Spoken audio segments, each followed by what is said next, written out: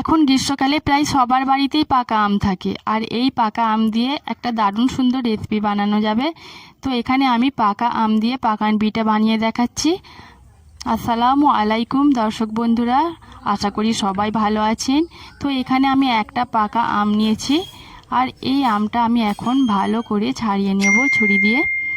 তো আমের খোলাটা আমি এখন ভালো করে ছাড়িয়ে নিচ্ছি। দেখুন প্রিয় বন্ধুরা, আপনারা চাইলে এই রেসিপিটা আপনারাও বানাতে পারেন, দেখবেন খুব সুন্দর একটা পিঠা তৈরি হয়। আর আমটা যত বেশি পাকা হবে তত সুন্দর কিন্তু পাল্পটা বের হবে। তো এখানে দেখুন আমটা খুব সুন্দর পাকা আছে, নরম আছে।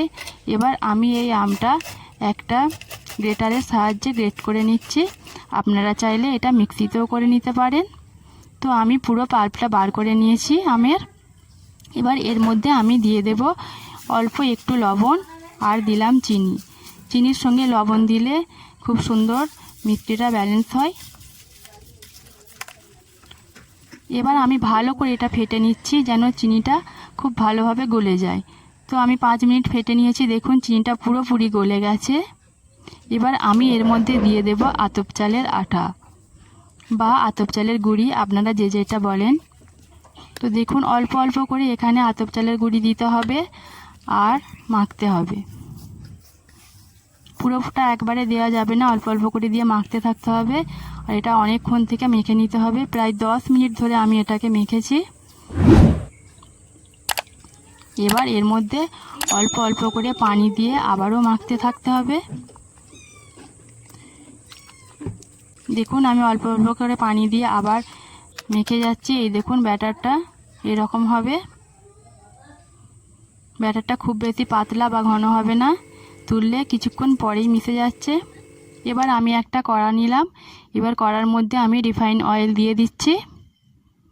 তেল গরম হলে আমি ওর মধ্যে 1 হাতা ব্যাটার দিলাম। দেখুন এবার দেখুন পিঠাটা কত সুন্দর ফুলে উঠছে।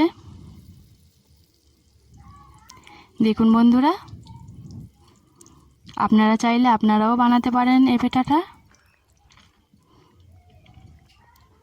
একবার বানিয়ে দেখবেন, খেতে খুব ভালো লাগে। আর যদি ভিডিওটা ভালো লাগে তাহলে লাইক করবেন, বন্ধুদের সঙ্গে বেশি বেশি করে শেয়ার করবেন, আর আমাকে কমেন্ট করবেন যদি বুঝতে আপনাদের কোনো কিছু অসুবিধা হয়। দেখুন বন্ধুরা কত সুন্দর পিঠাগুলো ফুলছে। আমি আবারও একটা বানিয়ে দেখাচ্ছি। আর আপনারা যদি অন্য কোনো রেসিপি দেখতে চান আমাকে কমেন্ট করে বলবেন, আমি আপনাদেরকে দেখাবো। পিঠাগুলো দেখুন কত সুন্দর হয়েছে। তো সব পিঠাগুলো আমি ভেজে নিয়েছি। দেখুন কত সুন্দর পিঠাগুলো হয়েছে। এবার আমি একটা পিঠা ছিঁড়ে দেখাচ্ছি এর ভিতরটা।